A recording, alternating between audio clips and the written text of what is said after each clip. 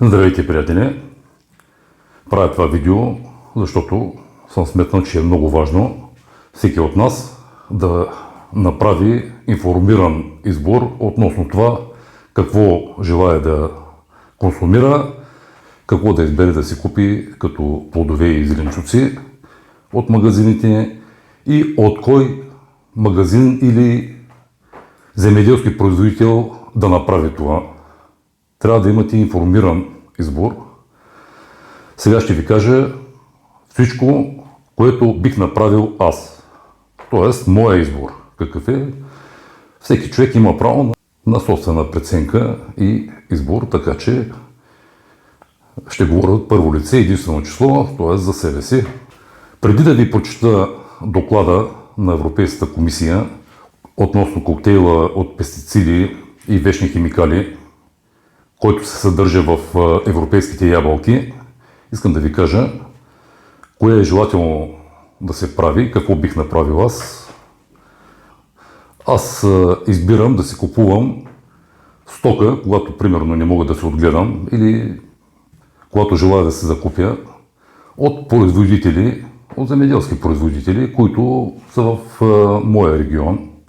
Излизам на пазара и вече имам някаква представа за повечето от хората, откъде са и като цяло се съставя някаква представа за тях, какви са като хора, да не казваме психологически портрет, представа за това какви са хора. Не обичам да споменавам имена, но в този случай, защото ми е направило добро впечатление, ще спомена такова име. Човека се казва Венцислав Червенков и има YouTube канал, който желая може да се запознае с него. Предполагам, че много от вас го познавате в интернет пространството. Аз смятам, че този човек е добър, отруден и се гледа много съвестно работата. И съответно в момента искам да подчертая, че няма как такива хора, тези земеделски производители, да отгледат абсолютно екологична чиста храна. Или ако я отгледат, тя няма да бъде на тази цена, на която се продава. Те също са принудени да се защитят растенията и продукцията чрез пестициди, но въпреки всичко съм сигурен, че те ще го направят по най-природосъобразния начин, защото те също ядат от тези продукти, от тези плодове и зеленчуци, които произвеждат и ще се опитат и те да произведат възможно най-чиста храна.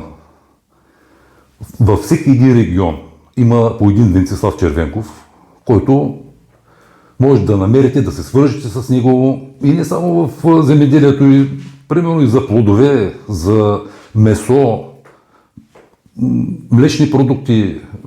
Принципно така трябва да се прави. Намерете нашите производители и от тях купувайте. Аз също пазарувам от големите вериги, магазини и го казвам с прискърбие. За мен трябва тази практика да я спрем, а да заложим на нашите земеделски производители и да заложим на българското от тук нататък. Макар че аз разбирам всички, които го правим това нещо, защото примерно в голямата верига от магазини те могат да си позволят да намалят цената на даден продукт в голям процент и по този начин буквално ликвидират тези нашите малки местни производители на месо, на зеленчуци и на плодове, защото те не могат, нашите производители не могат да си позволят това нещо. Просто тази стратегия ги смазва. Затова си мисля, че правилният подход е да намерим в нашия регион наистина по един такъв, от който да купуваме нашата храна, ако не можем да си я произведем, и по този начин печелим двойно. Първо, даваме му предпоставка на този човек да се развие напред и да прогресира. Второто, което е много важно, той съответно ще се отплати на такива като нас, защото съответно той произвежда тази храна и за себе си и по този начин това е някаква гаранция, че този човек ще отгледа малко по-чиста храна, отколкото в конвенционалното земеделие. Тоест производството на големите площи, примерно овощни насаждения, зеленчуци и така нататък. Това е според мен. Аз бих избрал такива хора като Венцислав Червенков. Това е моето мнение. Сега ще ви обясня какво пише в доклада И съответно какво може да се направи да минимизираме последиците от всички тези химикали, които са вътре в плодовете, които консумираме. Много е стряскащо като информация, сега ще ви поднеса информацията. Вие трябва да вземете информирано решение какво да правите. Аз за това го правя. Не ме интересува кой ще остане до края, кой няма да остане. Това е право на ваш личен избор. Но моят избор е аз да го изпея това нещо, защото, честно казано, не мога да се стоя в кожата. Докладът е озаглавен коктейл от пестициди, вечни химикали и невротоксини в европейските ябълки. Това е от януари месец тази година. Аз съм чел подобен доклад и миналата година. Значи това нещо се повтаря. Всяка година се повтаря. Значи този доклад е от януари месец 2026 година. Какво се казва в този доклад?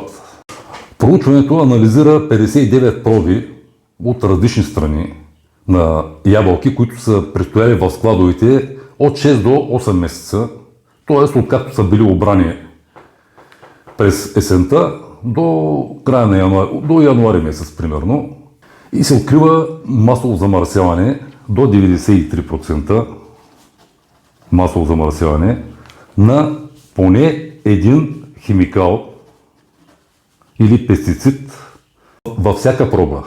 Значи 93% имат поне един химикал от всичките проби, които са взети от 59 различни места. 71% от всичките проби пак, т.е. 71%, съдържат най-токсичните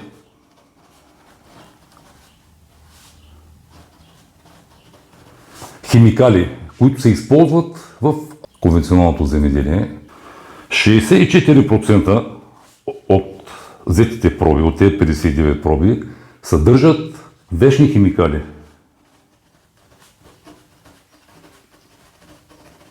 Значи, какво означава вечни химикали, ще ви обясня след малко. 36% съдържат невротоксични препарати в състава си, т.е.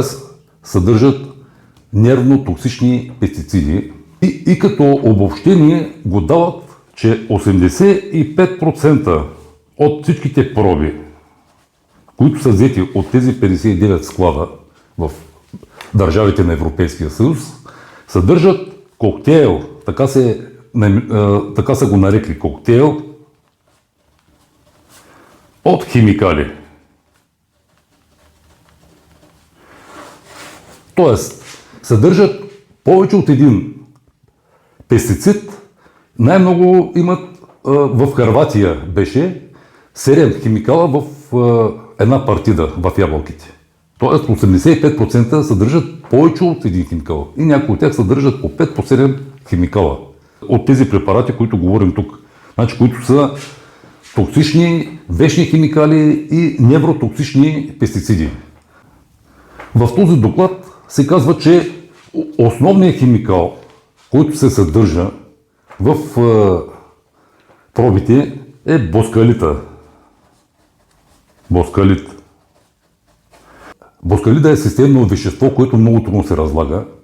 Него го дават от рода на вечните химикали, които като влязат като системен фунгицид, когато се напръска ябълката, примерно, ябълките точно преди беритбата или преди транспорта на дадената стока към някоя държава с кораб или камион и се предполага, че ще има дълъг период на транспорт като цяло, те ги пръскат с сигнум и по този начин осигуряват една защита. Няма да позволи на самата ябълка да се разложи и да протекат процесите вече на гниене в нея. И затова фактически те ги третират непосредствено преди тези пътувания там и за складяване в помещенията, което е много, много гадно. И фактически веднъж попаднал боскалида на тъмно и на студено място, неговото разлагане е много, много трудно, страшно трудно. Продължава с месеци, да не казваме и с години. Защото като откриват толкова голям процент на боскалит, де факто 6-8 месеца след като вече самия плод е останал в складовото помещение, си представете за какво става въпрос. И не е само той. Значи, най-опасни са точно коктейлите, които са направени вътре в плодът, защото те съдържат, понеже закона позволява всеки един химикал, различните химикали, примерно, да се тестват по-отделно. Значи те не се тестват групово, а по-отделно. И примерно, ако дори до 95% дадения химикал, примерно боскалит, е открит като завишение в пробата, той не е 100%. И сам по себе си се счита за че няма проблем. Счита се, че няма проблем. След него идва флудиоксонила. Примерно той е 60%, примерно да кажем, който се съдържа в суич. В препарата суич. И примерно той пак не е завишен на 100%. Ето го, пак си идва по-малко от 100%. Идва. Абсолютно законно е при това положение, като директива, която е спусната, примерно, като разпоредба, която е спусната като закон, или че е разрешено да се прави това нещо. След него идва ацетамеприда.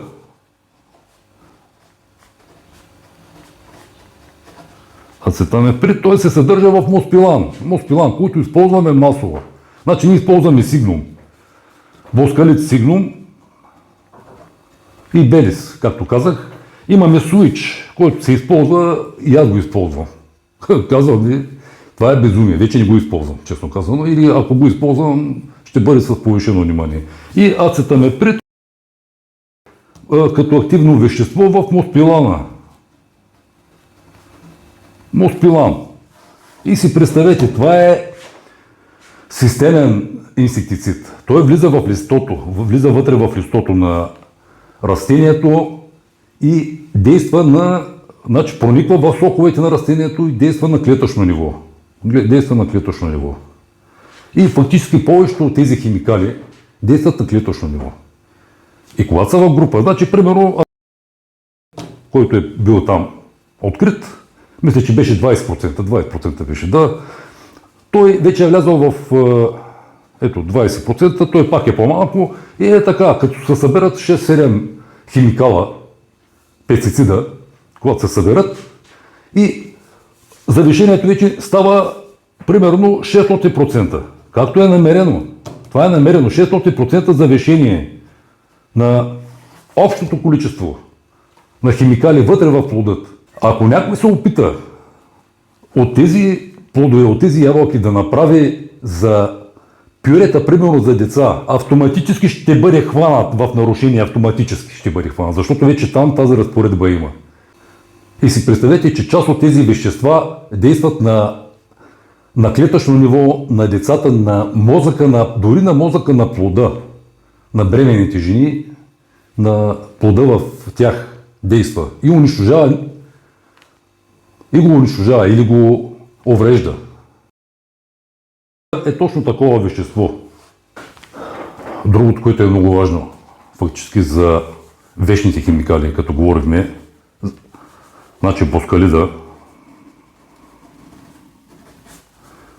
и в сигнума, флудиоксонила, който се намира в суич, примерно. Те са още много и много други са. Да обобщим. Нека да обобщим.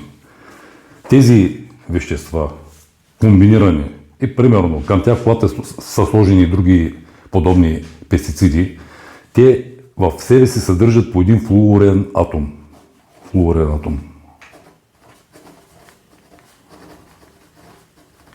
Това е направено, за да може той да се свържи с въглерода в плода или в почвата и по този начин действието му да бъде наистина много продължително и ефектът да бъде естествено добър. Обаче това се отнася до защитата му. В последствие какво се случва? Флуора, когато е свързан с въглерода, той образува толкова трайно съединение, става толкова трайна тази връзка, че тя остава в почвата и съответно в растенията, които сме пръскали. Чрез тях отива в плода и в този плод се задържа, както казахме, като вечен химикал. И ние какво правим? Ние консумираме тази връзка. Тоест, ние консумираме този пестицид. Какво се получава? Примерно, ние сме пръскали. Това нещо влиза в почвата. От почвата сеем, примерно, да оставим плодовете и зеленчуците в момента. Влиза в пшеницата. Там пшеница, царевица, няма значение какво ще гледаме. От пшеницата, от царевицата, това нещо влиза в хляба, влиза в оража на животните. Ние едем този хляб, животните едем и фактически се получава един кръговрат и тези пестициди, благодарение на тази връзка, която казахме флуор плюс въглерод, въглеродно-флуорната връзка, те се задържат трайно в нашия организъм. И ние започваме да ги събираме. Трупаме. И той всичкото влиза в нас. Аз не се знае, примерно, колко буклуци такива съм изпил и съм изял, нали, защото и съм пръскал с тях. И съответно, какво се случва? Ние какво правим? Всички ние си правим изследвания за холестерол, там липидни профили, дрън, нали. И гледаме здравето си, ама гледаме се под лупа, кръвни изследвания, захар, всичко гледаме. И съответно обаче никой не казва, че и тези връзки на пестицидите, които са натрупани в нас, те буквално ни разрушават здравето. И сега ще ви обясня по какъв начин пък ви разрушава здравето. Сега ще ви го обясня. Точно как стават тези неща, за да ги разберете. Значи, флудиоксонила може да влезе в организма и той заема мястото на хормоните, фактически, които по някакъв начин трябва да действат на процесите в нашия организъм. Той им заема тяхното място, но не върши абсолютно нищо. И по този начин да блокира андрогенните рецептори, което го прави ендокринен разрушител, потенциален ендокринен разрушител. И по този начин, фактически, какво се получава?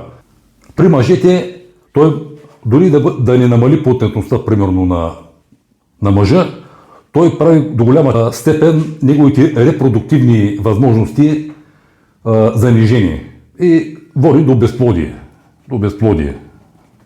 Същото се случва и с женските хормони. И там води до безплодие, съответно. И не само това, до редица нарушения на хормоналния баланс в човешкия организъм. Той го прави флудиоксонила в суич, примерно, или в някой препарат, който съдържа подобен пестицид. Най-засегнати са децата при това положение от него. Съответно, каптана, примерно, който го използваме постоянно. Каптана, за него има данни, също ще ги покажа тези неща някъде там на екрана. Има данни, проведени чрез опити, че той може да бъде потенциално канцерогенен. Има ги такива опити направени и това нещо е научно систематизирано там и се предполага. Сега не казвам, че е доказано, но се предполага, че го има това нещо. Сега няма смисъл да говорим повече за тези неща, по-скоро нека да поговорим за тяхния групов, коктейлен, акумулативен ефект върху хората.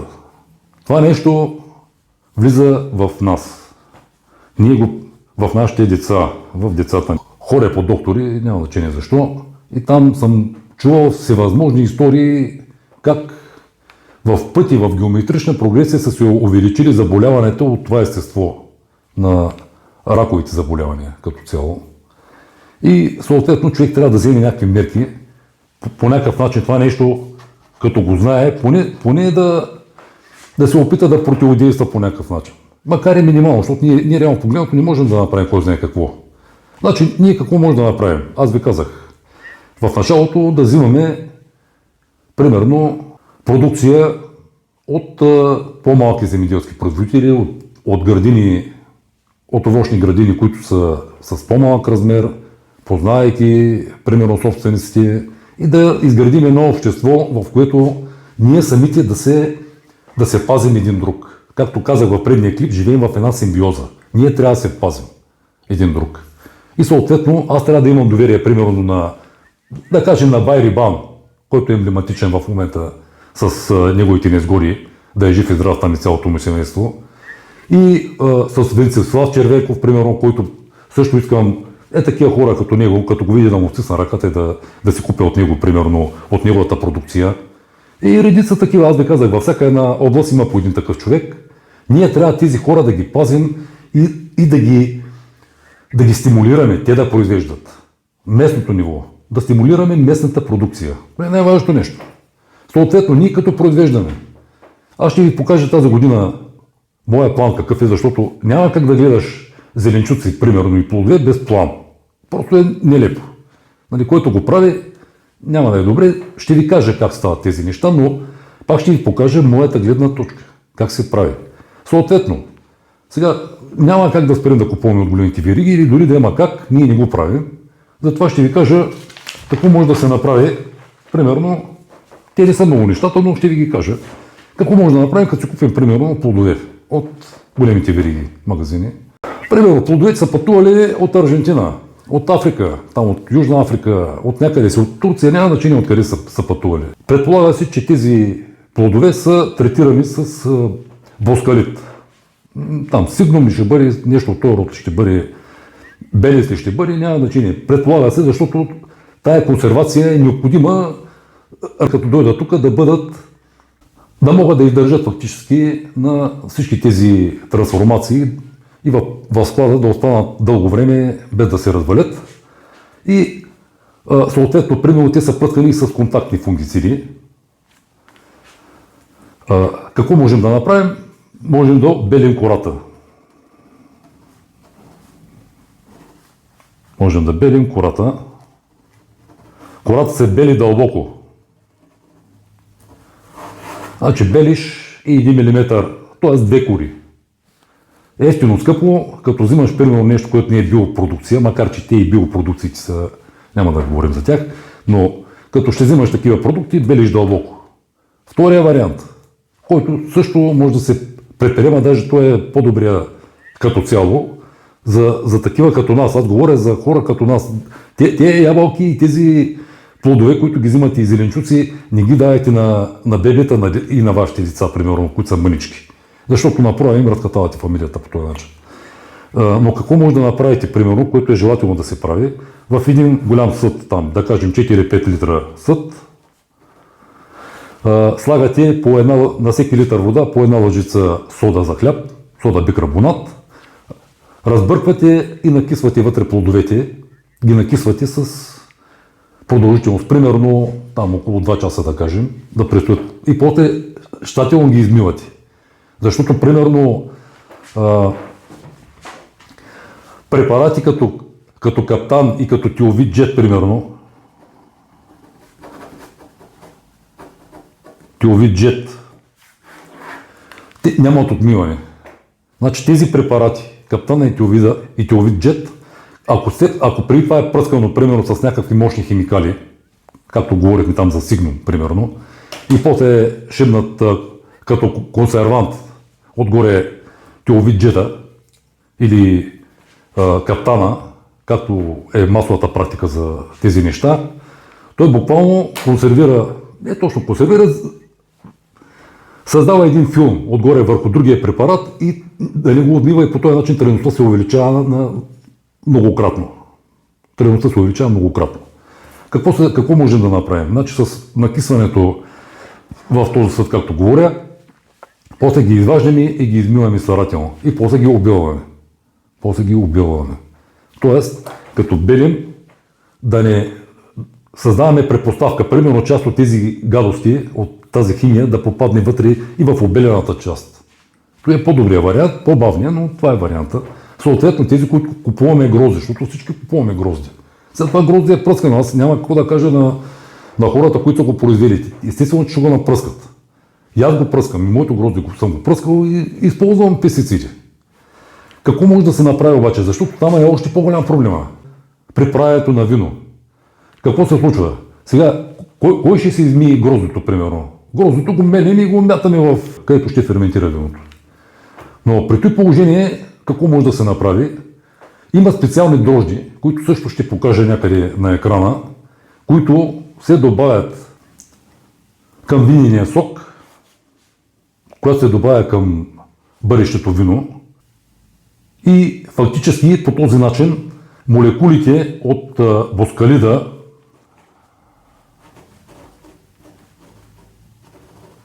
боскалида и другите там и каптан и други пестициди полепват по тези дрожди и по този начин в последствие ние ги изхвърляме от нашата напитка, от бъдещата си напитка. Много е важно и това нещо да го запомните. Ще ви дам линк към подобни дрожди. Съответно, когато почна да правя вино или в някой бъдещ видеоклип, ще ви обясня подробно фактически за какво става въпрос и защо трябва да се направи това нещо. Защото съединението, което осъществява точно е тези неразрушими връзки, за които говорихме преди малко, остават пък още по-дълбоки и трайни в напитката. И ние си ги пием така с виното. На здраве пием си ги, нали? И ни е много готино. Но не трябва да бъде така. Общо взето за това става въпрос. А най-добрият вариант е, нали, когато ви си отглеждате продукцията, да използвате препарати, които са с естествен произход. Тоест биофунгициди и биоинсектициди. Има ги такива. На принципа на гъбните, бактериалните де-факто препарати, които залагат на полезните бактерии и гъби, нали, на Bacillus subtilis, както съм говорил, на Boveria bassiana в натуралиса, а Bacillus subtilis тя е в Serenada aso. Тези препарати да използваме. Аз ще ви направя един подробен план ще направя в бъдещите клипове. Ще има какво пръскане, с какво се прави пръскането. Килвит Джет също е много хубав препарат. Обаче, когато го използвате с нормални препарати, които не съдържат тези вечни пестициди, за които говорихме преди малко. Защото фактически той сам по себе си няма никакъв проблем. Идеален е. Или, примерно, има и други препарати на сярна основа, няма никакъв проблем. Но да не са в комбинация с опасни химически пестициди, за което говорихме преди малко. И съответно, този план, който аз ще ви направя, това нещо ще бъде, да не казвам много скоро, но със сигурност ще бъде скоро, защото трябва вече да се говори за защита вече на дръвчета. За лози няма да говорим. Има хора, които много подробно обясняват в интернет какви препарати използват. Аз там няма да се меся, нали? Но за дръвчетата специално и за зеленчуците ще ви покажа как стават тези неща. И наред с Boveria bassiana в Naturalis и в Serenada aso Bacillus subtilis има много други продукти, които могат да се използват. Много други продукти, които са безопасни. И съответно вършат същата работа. Примерно, както говорим за лимоцида, аз го споменах този препарат, купил съм ги. Аз тия препарати съм ги купил. Съответно, Екопроп съм купил. NHX, той е по-новия вариант, който съдържа бактерията Pecillomyces lilacinus. Тази бактерия Pecillomyces lilacinus пък убива нематодите. Тя е хищник по нематодите. И редица други такива. Тази година с това ще се занимаваме. С препарати на натурална основа, които могат да ви допринесат не само за защитата на градината, ами и съответно после да рефлектират върху вашето здравословно състояние в позитивен аспект. Не да се тъпчем с химия. Аз нямам нищо против нормалните контактни фунгициди. Както говорихме за тиовиджеда, примерно да кажем, за бордолезовия разтвор, бордомекс, бургундската смес. Нямам нищо против. Обаче също препаратите на медна основа, когато ги използвате, да знаете, че медта също може да се натрупа в почвата. Нали? И там има регламенти, които трябва да се спазват. И то не е за гивизелък да кажеш, то е регламент, както обикновено плюем по Европейския съюз, нали? Както и аз го правя, да ви кажа, аз също го правя, нали? Признавам си. Много често намосвам, нали? Но има неща, които ги осъзнавам. И когато нещо се осъзнае, значи направиш осъзнатия избор, е най-лесно. Тогава фактически ти самия знаеш кое е правилното решение. Не да ти обяснява някой там бюрократ от някъде отгоре дрън, нали? ти да го осъзнаеш това нещо, че това е правилното решение. И съответно за медта, медните препарати, може да ги използвате, обаче да бъдат с препоръчителните дози, които са за дадения период, да кажем, за този цикъл за тази година и примерно там 2 пъти, 3 пъти най-много. 3 пъти даже е много. 2 пъти е разумното решение да използвате подобни препарати. Компромисът е 3 пъти. В другото време аз лично ще ви покажа и ще ви обясня какво трябва да се прилага. И кое е правилното. Всъщност ще ви обясня кое ще правя аз. Моя избор какъв е. Вече вие си преценявате дали това е правилното решение или не е правилното решение. Няма никакво значение. Който иска да гледа, да си прави заключения. Значи всичко тук, което се казва, е пожелание, добронамерено, и макар че като кажа добронамерено, пътя към Ада е осеян с добри намерения. Ослан с добри намерения, нали? Това беше една сентенция. Искам да го кажа, че е пожелание направено. От мен към вас. Това е моя осъзнат. И аз ги казвам на вас. Сега вече вие си избирате там. Дали да ги прилагате или да не ги прилагате. Трябваше да правя едни клипове, които съм направил, част от тях, за разсада. Аз реших, че това е много по-важно да ви го кажа, защото тук става дума за цяла една генерация, не само за едно поколение. Тук става въпрос от стари до млади. Цялата ни структура на нашия народ. Бебета, кърмачета и че и бремени жени, нали? Това е положението. Който разбрал, който не разбрал, не искам да споря с никой, нали? Който иска да си пръска, няма никакъв проблем. Аз съм същия. Аз, примерно, не мога да пия ракия без кола. Кока-кола много е полезна кока-колата, нали? В кавички кока-колата много полезна. Аз я жуля колата и никой не може да ми докаже, че тя е вредна. Има ги такива тиквеници като мен и при вас. Сигурен съм 100%. Но поред бях държа да ви го кажа. Това е от мен. До скоро.